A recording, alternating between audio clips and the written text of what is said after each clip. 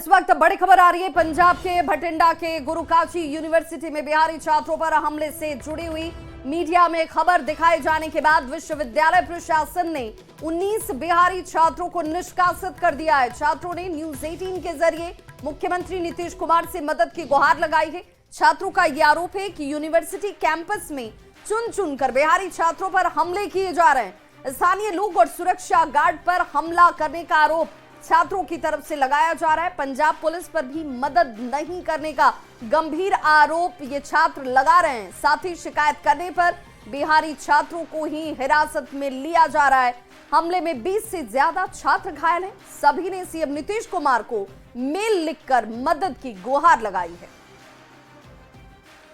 University के छात्र हैं, हम पर जानलेवा हमला हो रहा है। बाहर से लड़के जो यूनिवर्सिटी के छात्र नहीं भी हैं, वो बाहर से लड़के बुला के हमें पर हमला कर रहे हैं। ए ब्लॉक कुछ बच्चे छिपने के लिए गए, यूनिवर्सिटी भी हम लोग के साथ नहीं दे रही है। बिहारी छात्रों को पुलिस स्टेशन भेज दिया गया है। हमारे 20 से ज्यादा बच्चे घायल हैं। घायल से मर्डर हो गया उन लोग का, मार के सब हॉस्पिटलाइज सिविल हॉस्पिटल।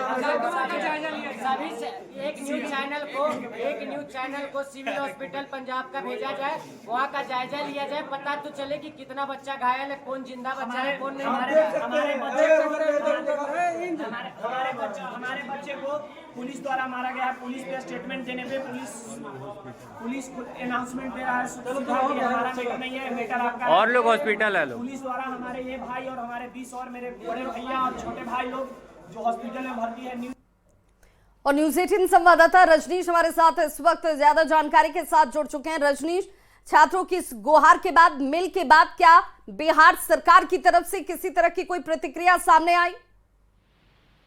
देखिए, डीजीपी को हमने इन्फॉर्म कर दिया है। हालांकि डीजीपी अभी व्यस्त हैं, उन्होंने अभी बातचीत नहीं की है, लेकिन डीजीपी को जानकारी मिल गई है, बिहार के डीजीपी को। और जिस प्रकार से मीडिया में खबरें प्रकाशित हुई है या खबरें चली है, उसके बाद जो विश्वविद्यालय प्रशासन है वो अब एक तरह से छात्रों पर प्रेशर दे रहा है। और इसके साथ साथ जो गुरुकाशी यूनिवर्सिटी के जो वीसी हैं या अन्य अधिकारी हैं, उन्होंने छात्रों को रेस्टिगेट कर दिया है। बता दें आपको कि लगभग 19 छात्रों पर कार्रवाई कर दी गई है कि आपने मीडिया को ये जानकारी क्यों दी है। अब छात्र कह रहे हैं कि हमारा गुनाह क्या है, हम लगातार पिछले 5 दिनों से तलवार का हमला सह रहे हैं, हमारे साथी जो है लगातार घायल हो रहे हैं।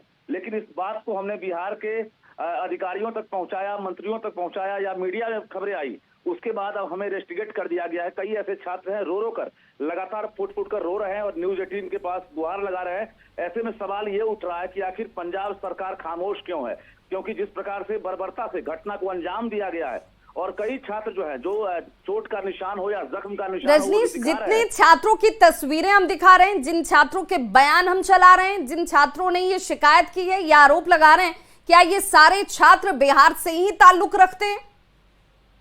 बिल्कुल, बिहारी छात्रों को ही टारगेट किया जा रहा है, जो आरोप छात्रों ने लगाया है। और आप झुंड जो देख रहे हैं, एक तरफ छात्र जो पीट रहे हैं वो बिहारी हैं, दूसरी तरफ जो कहीं ना कहीं उनकी पिटाई कर रहे हैं वो पंजाब के हैं। तो ये आरोप लग रहा है। पूरे मामले की जांच की जरूरत है, लेकिन फिलहाल जो निर्दोष छात्र हैं उनकी पिटाई ना हो, सुरक्षा दिया जाए। इसके साथ साथ जो रेस्टिगेट किया गया है, आखिर जो सपना लेकर वहां गए थे, अलग अलग कोर्स में दाखिला लिए, जिनका फाइनल ईयर है, जिनका रिजल्ट प्रकाशित होने वाला था, और ऐन वक्त पर विश्वविद्यालय प्रशासन ने बड़ी कार्रवाई कर दी है, सिर्फ इसीलिए कि मीडिया में ये खबर क्यों आई है। विश्वविद्यालय प्रशासन कुछ कह रहा है रजनीश?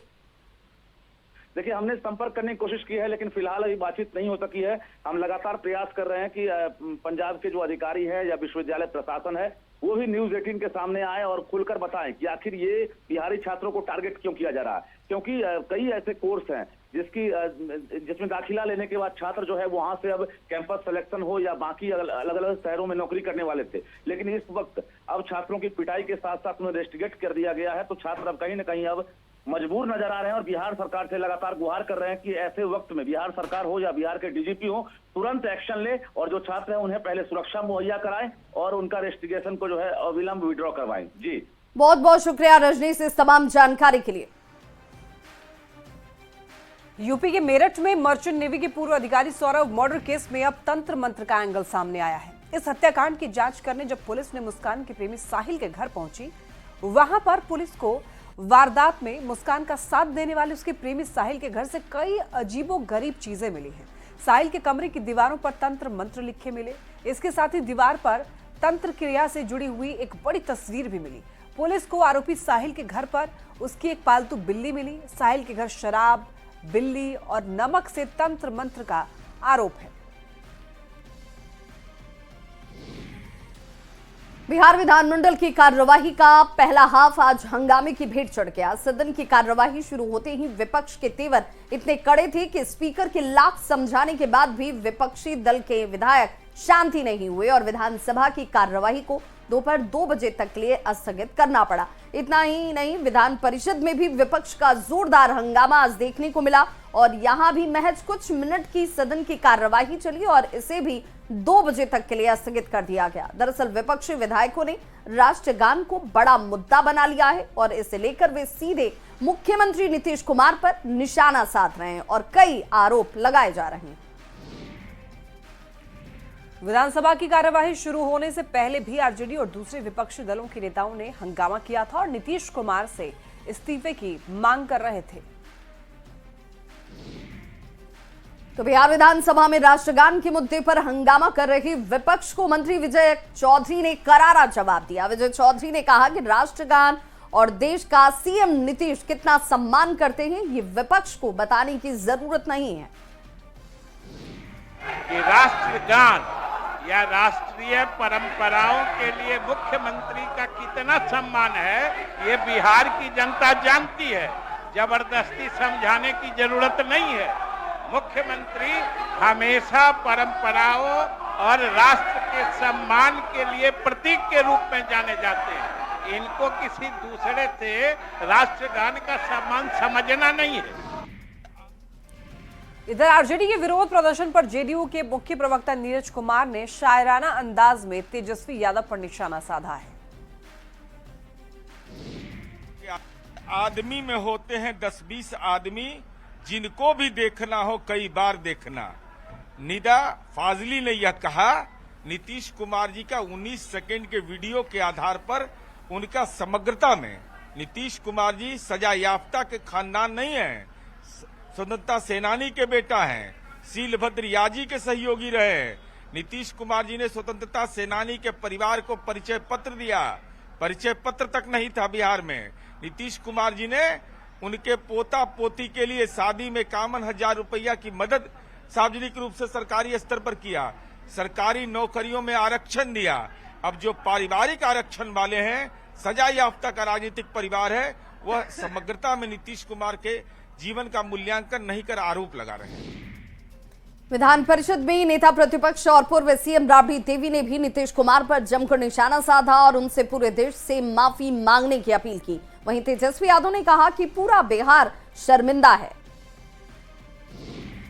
पूरा देश का अपमान है, पूरा देश का अपमान है। हम चाहेंगे कि सदन में माननीय मुख्यमंत्री जी आके सदन में माफी मांगना चाहिए, माफी मांगना चाहिए। अपमान हुआ है देश का, राष्ट्रगान का, पूरा देश भर में, पूरा देश और दुनिया देख रहा है। इधर हरिभूषण ठाकुर बचौल ने भी तेजस्वी यादव पर पलटवार किया है और कहा है तेजस्वी यादव को पहले माफी मांगनी चाहिए कि उन्हें राष्ट्रगान और राष्ट्रगीत में अंतर नहीं पता है। जो विपक्ष के नेता को राष्ट्रगीत और राष्ट्रगान में अंतर पता नहीं है, जो स्वयं पूरा परिवार भ्रष्टाचार में आकंठ डूबा हुआ है, ईडी सीबीआई का ध्यान भटकाने के लिए तरह तरह के हथकंडा अपना रहे। माफी मांगने की बात कही जा रही है विपक्ष के नेता। पहले उनका पुत्र माफी मांगे, जो असेंबली में विपक्ष के नेता होते हुए राष्ट्रगीत और राष्ट्रगान में उनको कोई अंतर नहीं बुझा रहा है। विधान परिषद में नेता प्रतिपक्ष राबड़ी देवी ने सीएम नीतीश कुमार के बेटे निशांत कुमार को राजनीति में लाने की मांग कर दी। राबड़ी देवी ने कहा कि मुख्यमंत्री को अब अपने बेटे को आगे लाना चाहिए।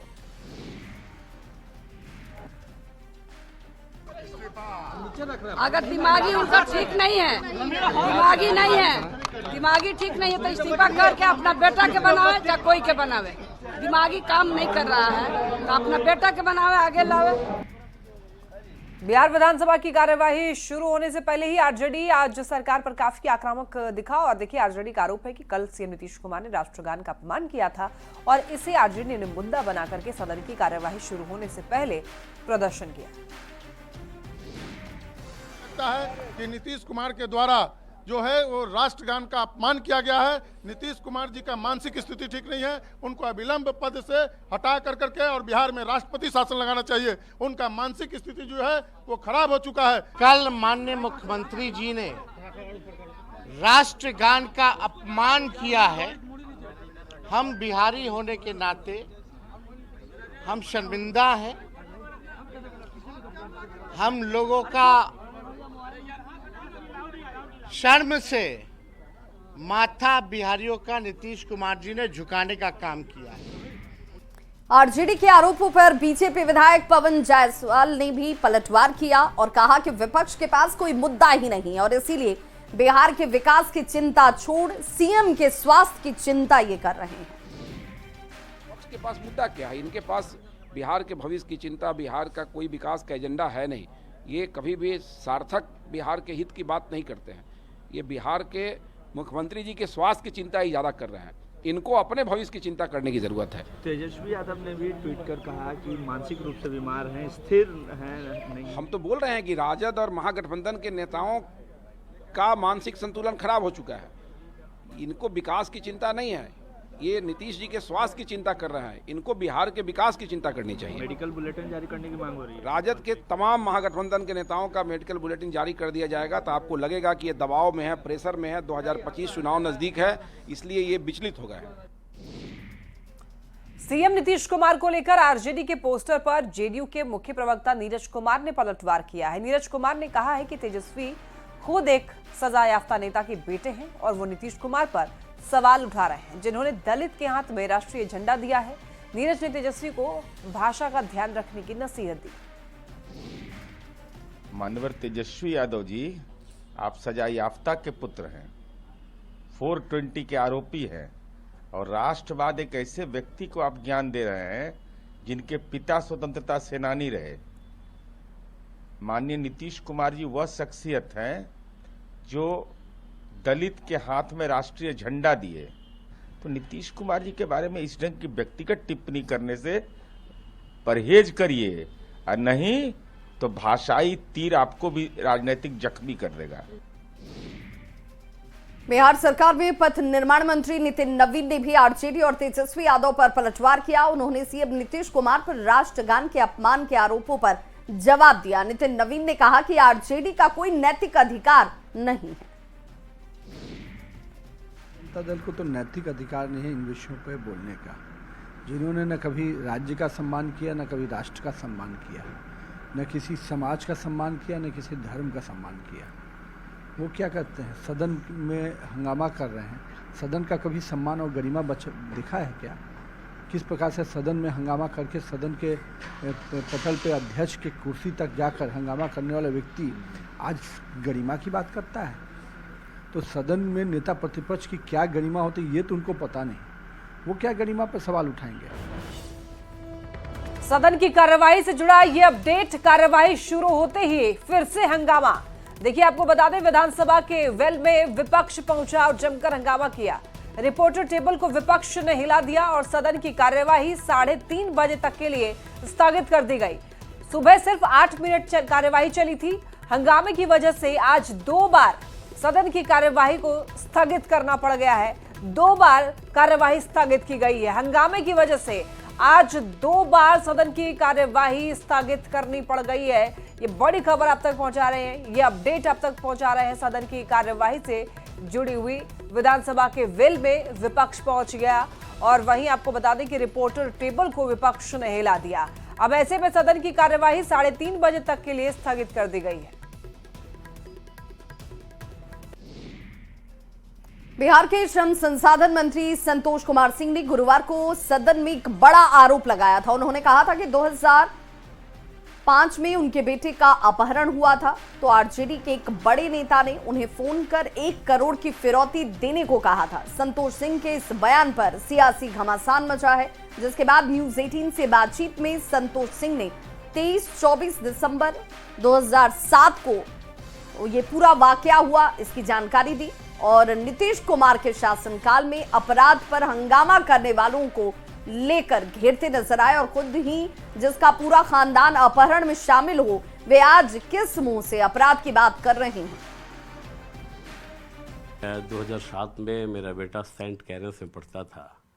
सुबह गया, शाम तक नहीं आया। हम लोग शाम के बाद ढूंढने का प्रयास किए, तब तक एक कॉल आया कि तुम्हारा बेटा मेरे गिरफ्त में है, 1 करोड़ फिरौती तुमको देना होगा, नहीं तो जान से मार देंगे। और लाल कलर का बैग होना चाहिए, लाल कलर की गाड़ी होनी चाहिए, और जगह बताया ये लोग कि फतुहा के बगल में कोई जगह है, वहाँ लेके आ जाना। ठीक, हम बोले कि ठीक है। इसके बाद हम लोगों ने पत्रकार नगर थाना में एफआईआर किया। एफआईआर करने के बाद जो हमारे डीएसपी थे उस समय अमर सिंह ने हम लोगों को बुलाया, वो बताया सब घटना के बारे में कैसे कैसे हुआ। इसके बाद पुलिस जांच में लगी। ये क्रम चलते रहा, करीब 7-8 दिन 10 दिन चलते रहा। तो एक राजद का नेता मेरे पास आया और कहा कि पैसा आप दे दीजिए, आपका बेटा सुरक्षित मिल जाएगा। मैंने कहा कि ठीक है, हम पैसा देंगे, लेकिन बेटा की गारंटी भी तो, सिक्योरिटी भी तो चाहिए। पैसा दे दे, मेरा बेटा वापस नहीं आए, ये भी बड़ी बवाल है। हमको लगा कि ये लालू यादव की सरकार चली गई थी, लेकिन इनका जो किडनैपिंग इंडस्ट्री जो था वो बंद नहीं हुआ था। चूँकि उस किडनैपिंग में फिरौती के लिए राजद के ही बड़े नेता आए थे और कोई सामने नहीं आया। मैंने मुख्यमंत्री जी से मिला और माननीय मुख्यमंत्री जी को मैं धन्यवाद देता हूँ कि माननीय मुख्यमंत्री जी 0 टॉलरेंस की सरकार में, और सभी प्रशासन को उन्होंने कहा कि ये बेटा मेरा बेटा है, नीतीश कुमार का बेटा है, किसी तरह से उसको सकुशल घर वापस होना चाहिए। और वही हुआ। 17-18 दिन लगे, लेकिन मेरा बेटा सकुशल घर आया और बिना पैसे का आया, बिना फिरौती का आया। वो कजरा स्टेशन में, क्यूल स्टेशन है, कजरा एक जगह है, वहाँ मुशहरी एक टोला है, वही स्टेशन से मेरा बेटा रिकवर हुआ था। फिर बाई ट्रेन वो पटना लेके लोग आया और फिर हमको सपोर्ट किया। तो ये कल जैसा बयान राबड़ी जी का और राजद के कई नेताओं का आया, तो जिसका पूरा खानदान इसमें लिप्त हो, किडनैपिंग में लिप्त हो, करप्शन में लिप्त हो, उनको मेरे हिसाब से, चूँकि सार्वजनिक जीवन में किसी को जो खुद ही इतना बड़ा क्राइम करता हो, संपोषित क्राइम करता हो, प्रायोजित क्राइम करवा रहा होता हो, उसको क्राइम पे, लॉ एंड ऑर्डर पे, अपराध पे कोई बोलने का हक नहीं है, कोई नैतिक अधिकार नहीं है। बेगूसराय में ट्रैफिक जवान को एक युवक को ट्रैफिक नियम समझाना महंगा पड़ गया। युवक ने ट्रैफिक जवान की जमकर पिटाई कर दी और पिटाई करते सोशल मीडिया पर यह वीडियो वायरल हो रहा है। आपको बता दें कि जवान ने यह बताया कि युवक गलत साइड से जा रहा था, तभी वो युवक को समझाने गए, लेकिन युवक समझने की जगह आंख बबूला हो गया और जवान से उलझ गया। उन्होंने बताया कि युवक के खिलाफ नगर थाने में शिकायत दर्ज कराई गई है और पुलिस अब आगे की कार्रवाई में जुटी है। जाते हैं। इसी क्रम में आज शाम को करीब 5 बजे के आसपास में हमारे जवान, हमें सूचना मिली, उस पर हमने जवान से पूछताछ किया। पूछताछ के क्रम में उनको बताया गया कि एक व्यक्ति जो है उल्टा की दिशा से आने लगा। उसी क्रम में समझाने का प्रयास किया और मानने को तैयार नहीं, इसी बात पर उनसे उलझ गए। इस संबंध में मैंने कार्रवाई करते हुए उनके व्यक्ति के विरुद्ध टाउन थाना में प्रतिवेदन दिया है। बाढ़ से 2 पक्षों के बीच गोलीबारी की खबर सामने आई। इस गोलीबारी में एक शख्स को गोली भी लगी है, जिसे बेहतर इलाज के लिए पीएमसीएच रेफर किया गया। मामला होली के दिन उपजी विवाद का बताया जाता है और कहा जा रहा है कि होली के दिन बच्चों में कुछ आपसी विवाद हुआ था। हालांकि ग्रामीणों ने इस रोज विवाद को सुलझा दिया, लेकिन फिर दूसरे पक्ष ने एकाएक दर्जनों राउंड फायरिंग कर दी। यहाँ पे तैनात अछवारा से जो पता था, कॉल आया हमारे पास कि अछवारा में झगड़ा हो रहा है। मैंने प्रस्थान किया। वहाँ जाने के बाद में झगड़ा करने वाले हमारी गाड़ी को देखते हुए भाग कर किए, मगर वहाँ पहुँचे तो एक आदमी के पैर में कन्हैया कुमार को गोली लगी थी। घटना लड़ाई झगड़ा 2 गुटों में हुआ है। हाँ। तो उसमें क्या हुआ लड़ाई झगड़ा? इसमें हुआ क्या कि होली के दिन रात में कुछ लड़ाई झगड़ा बच्चा लोग आपस में किया। हाँ। तो लड़ाई झगड़ा हुआ तो बात खत्म हो गया वहाँ पे। फिर नेक्स्ट डे क्या हुआ कि जिनसे जो वो घर वाला पार्टी जिससे लड़ाई किया, उनके पिताजी को घास काटने के लिए गए हुए थे, वहाँ पर घेर के मारा हुआ है वहाँ पर। तो आज क्या हुआ? आज फिर जो है कुछ नहीं, आज जो है वो सब आके फिर गोलीबारी करने लगा।